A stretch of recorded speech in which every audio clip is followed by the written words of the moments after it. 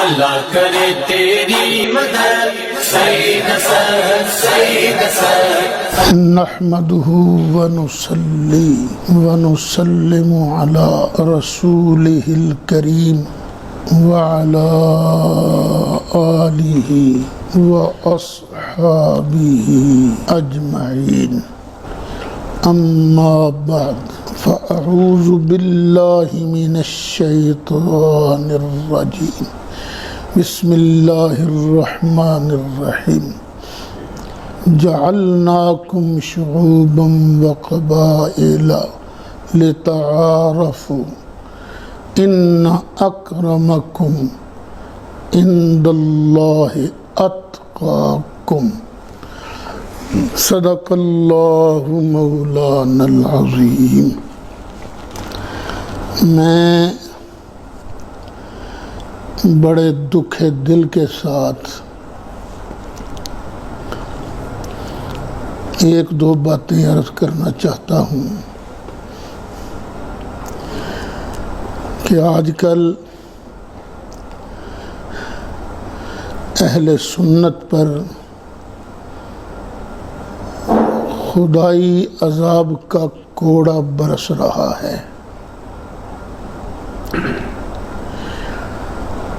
ہم اہل سنت و جماعت کو کوئی ہوش نہیں کہ ہم کدھر جا رہے ہیں۔ تعلقات بنانا تو درکنار، تعلقات توڑنے کے درپے ہیں جو کہ سراسر دین کے خلاف ہے۔ حالانکہ قرآن حکیم تو یہ کہتا ہے کہ اگر کوئی تجھ پر زیادتی بھی کرے تو تو مہربانی کر، وہ تیرا پھر گہرا دوست بن جائے گا۔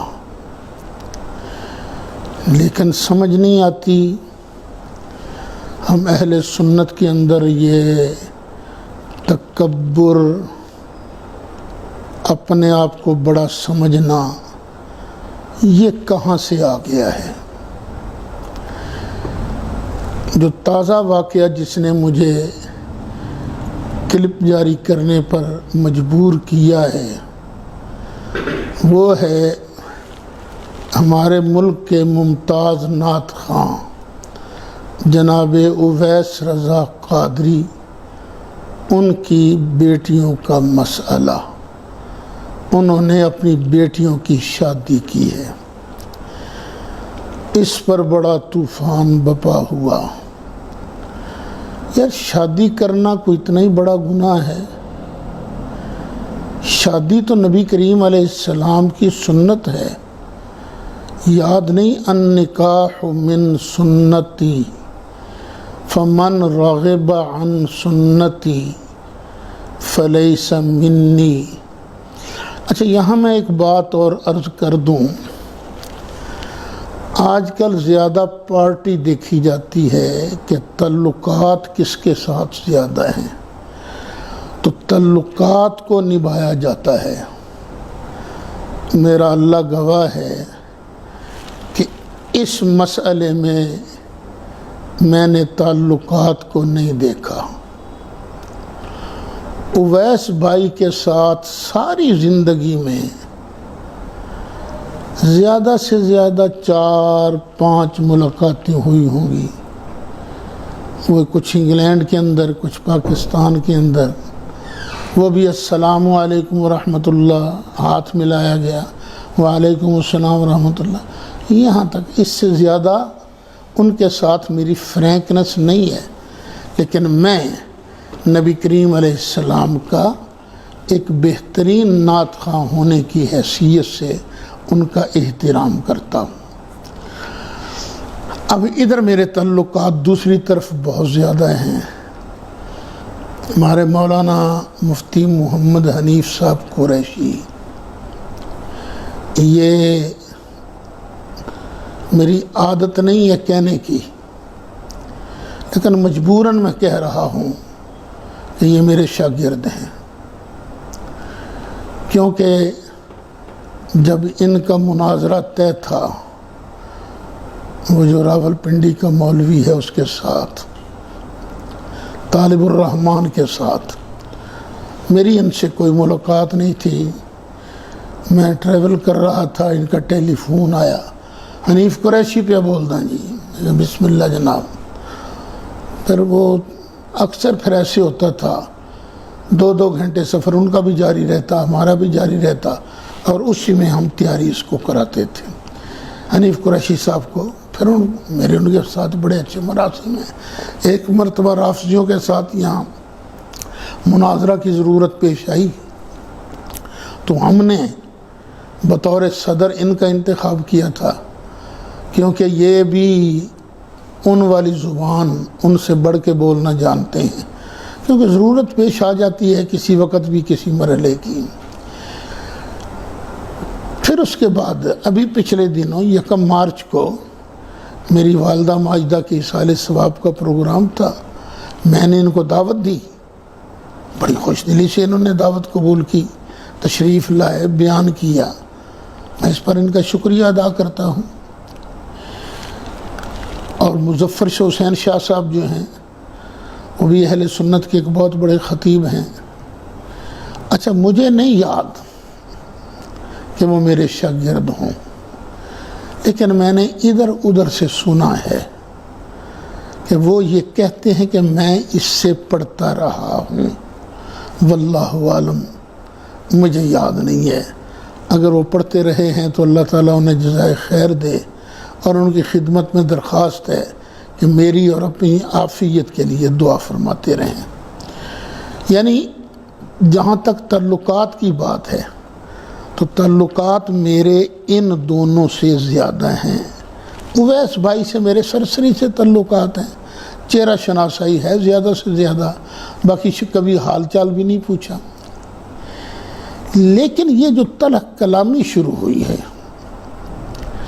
اب مجھے یہ بتایا جائے کہ اویس بھائی نے ذوالحج کے مہینے میں بچیوں کا نکاح کیا، پھر محرم کی 7 کو انہوں نے بیٹے کا ولیمہ رکھا، اور ساتھ ہی حسینی محفل رکھی امام حسین کے نذرانے کے لیے، مغرب کی نماز با جماعت پڑھی گئی، پھر اس کے بعد محفل ہوئی، پھر عشاء کی جماعت پڑھی گئی، عشاء کی جماعت کے بعد پھر صلاۃ و سلام پڑھا گیا، پھر وہ لنگر تقسیم ہوا۔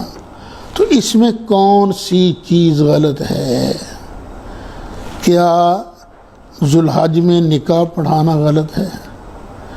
اگر ذوالحج میں نکاح پڑھانا غلط ہے تو وہ حضرات جو واقعہ کربلا کے چشمدید گواہ ہیں، وہ 10ویں محرم کو حضرت امام قاسم اور حضرت سکینہ کا نکاح نہیں پڑھا دیتے، کیونکہ سراسر غلط لگتا ہے۔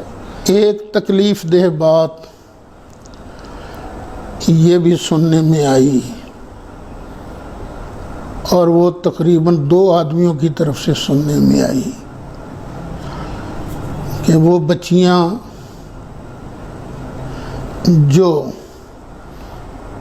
صبر نہیں کر سکتی وہ 7 ذوالحج کو ہی دیوار پھلانگ کے چلی جائیں، اور جو صبر کر سکتی ہیں وہ آرام سے بیٹھی رہیں، 10 محرم گزرنے دیں۔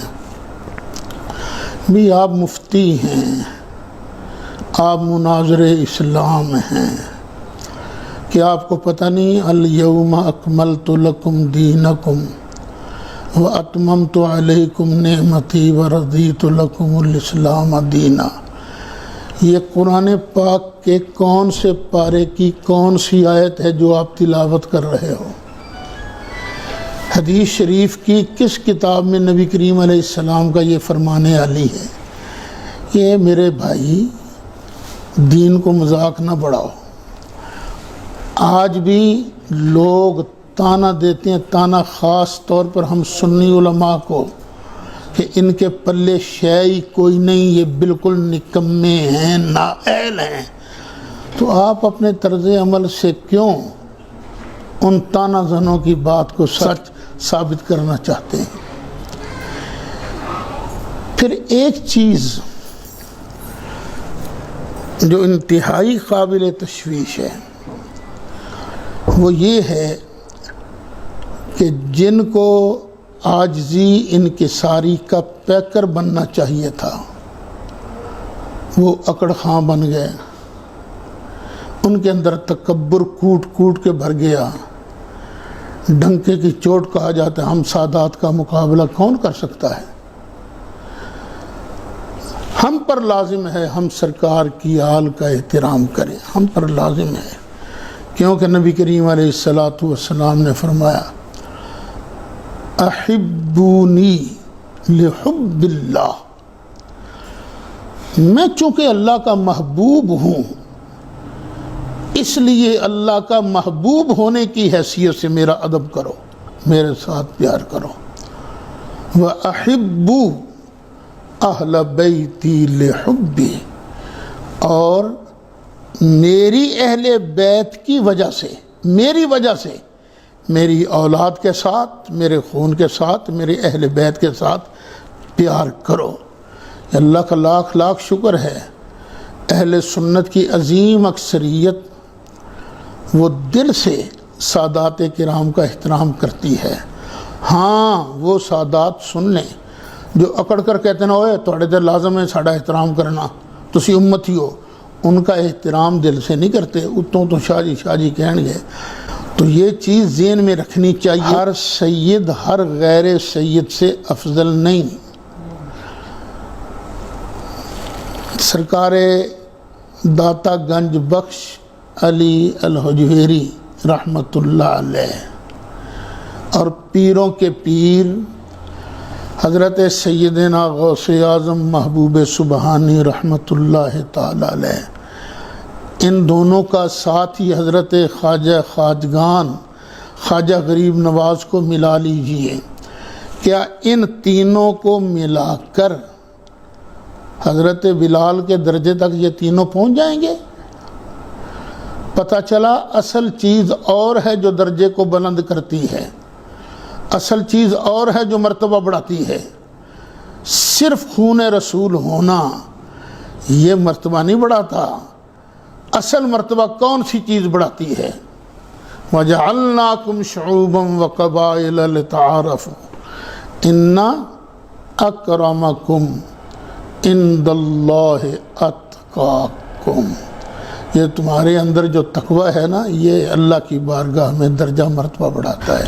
میں اپنے عزیز محترم حضرت مولانا سید مظفر حسین شاہ صاحب سے بصد ادب گزارش کروں گا کہ وہ اپنی اس بات پر نظر ثانی فرمائیں۔ ہزار لوگ بھی ایک طرف ہوں تو سید کے جوتے تک نہیں پہنچ سکتے۔ شاہ صاحب آپ نے مجھے خود بتایا تھا کہ میں حضرت تاج الشریعہ کا مرید ہوں، آپ ہیں سادات میں سے اور آپ کے مرشد ہیں حضور تاج الشریعہ خاندان پٹھانہ میں سے، وہ پٹھان ہیں، خان ہیں، تو اب کیا کہیں کون افضل ہے کون افضل نہیں ہے۔ اپنے اس رویے پر نظر ثانی فرمائیں اور قوم کو جو آپ نے اس طرف لگا رکھا ہے نا کہ باقی امتی ہیں اور ہم اونچے ہیں، اس طرف سے پیچھے ہٹائیں انہیں۔ میں پھر بڑے ادب سے اپنے ان ساتھیوں سے کہوں گا کہ خدا کے لیے یہ بات جہاں پر ہے وہیں پر بند کر دی جائے، اس کو آگے نہ پھیلایا جائے، کیونکہ پہلے ہی ہم بڑا نقصان کر چکے ہیں، بڑا نقصان کر چکے ہیں۔ تو خدا کے لیے، خدا کا واسطہ، یہ اپنی زبانیں بند رکھیں، وہ کام کریں جس سے اہل سنت جڑ جائیں۔ میں بڑے ادب سے پھر گزارش کروں گا، یہ کس کتاب میں لکھا ہے کہ 10 محرم کو نکاح کرنا ناجائز ہے؟ اگر دل کے اندر سید شہداء حضرت سیدنا امام حسین رضی اللہ عنہ کا بغض ہو تو وہ 10 محرم کیا 12 ربیع الاول کیوں نہ ہو، بغض کی سزا تو اسے ملے گی، لیکن میں علی وجہ البصیرت پوری دل کی تسلی کے ساتھ یہ کہہ دینا چاہتا ہوں کہ اویس بھائی کے دل کے اندر نہ ابو بکر کا بغض ہے، نہ عمر کا بغض ہے، نہ عثمان کا بغض ہے، نہ علی کا بغض ہے، نہ فاطمہ زہرا کا بغض ہے، نہ مولا حسن کا بغض ہے، نہ مولا حسین کا بغض ہے۔ خام خواہ لوگوں کو اہل بیت کا بغیض مت بناؤ، یہ اچھا طریقہ نہیں ہے۔ یہ سارے اہل بیت سے محبت کرنے والے ہیں۔ دیکھیے، سنی کی پہچان ہی یہ ہے کہ وہ اصحاب کی بھی غلامی کرتا ہے، اہل بیت کی بھی غلامی کرتا ہے، اور جو کسی ایک کے ساتھ بغض رکھتا ہے وہ سنی نہیں ہے۔ اور اپنے اندر تلاش کر لیجئے کہ صحابہ اور اہل بیت میں سے کون کس کے ساتھ بغض رکھتا ہے۔ اگر کوئی بغض رکھنے والا مل جائے تو قطعاً سنی نہیں ہے، وہ سنیوں کے اندر ناسبی یا رافضی بن کے گھسا ہوا ہے۔